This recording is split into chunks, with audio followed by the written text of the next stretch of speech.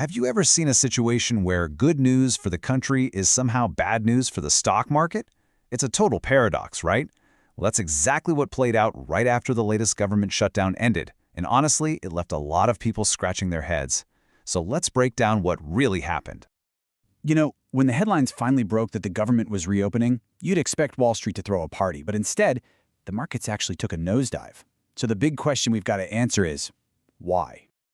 Okay, so first things first, let's just set the stage with the big news that kicked this whole thing off. After a long, painful stalemate, the shutdown was finally officially over.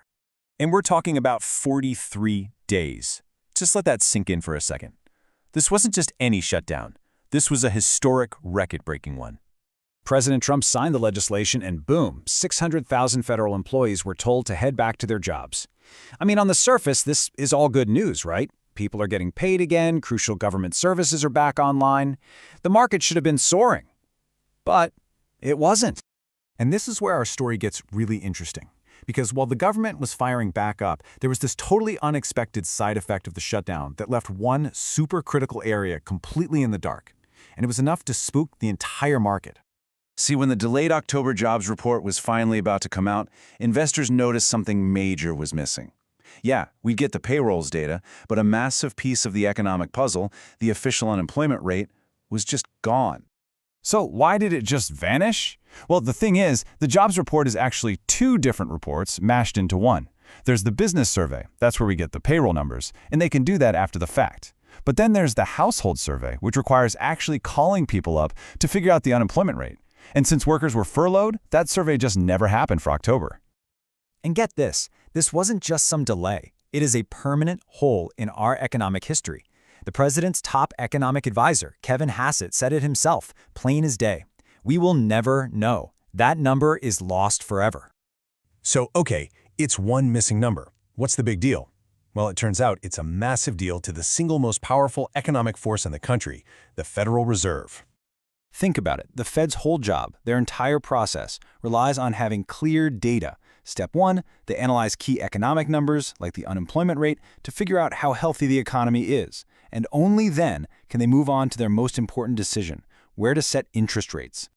But because of the shutdown, that very first critical step is now broken. The Fed is basically flying with one of its most important instruments completely offline. They have to make a huge call, but they're missing a vital piece of the map.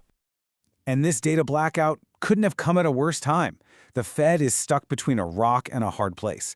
They're worried about inflation that's still stubbornly high, but they're also seeing little signs that the job market might be weakening. That unemployment number, that was the key piece of official data they needed to know for sure. Without it, as Fed Chair Jerome Powell warned, that December rate cut everyone was expecting was suddenly no longer a sure thing. So if the Fed is feeling uncertain, what do you think that does to Wall Street? Well, in a word, anxiety. That uncertainty from the Fed created a massive ripple effect that went straight through the financial markets. You have to understand markets absolutely crave predictability. If there's one thing they hate more than anything, it's uncertainty. As Carol Schleif over at BMO Private Wealth put it, the good feeling from the government reopening was completely canceled out by the nervousness created by this data blackout. And that anxiety, it turned into a sea of red on the trading screens. The S&P 500, the NASDAQ, the Dow, they all fell. So here's the bottom line. The market wasn't reacting to the good news that the government was open, it was reacting to the fear of a Federal Reserve that was suddenly flying blind. So where does that leave us?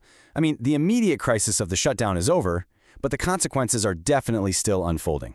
This story is far from over. There are two huge dates that every single investor has circled on their calendar now. First, that government funding deal only lasts until January 30th, which means, another shutdown fight is a real possibility. And even sooner, in mid-December, the Fed has to make its massive interest rate decision, whether it has the data it needs or not. Which really leaves us with one final big question. The government is back online, sure, but its key economic dashboard is still flickering. Is the market actually seeing a clear path forward, or is it about to fly straight into a storm created by this data blackout? Only time is going to tell.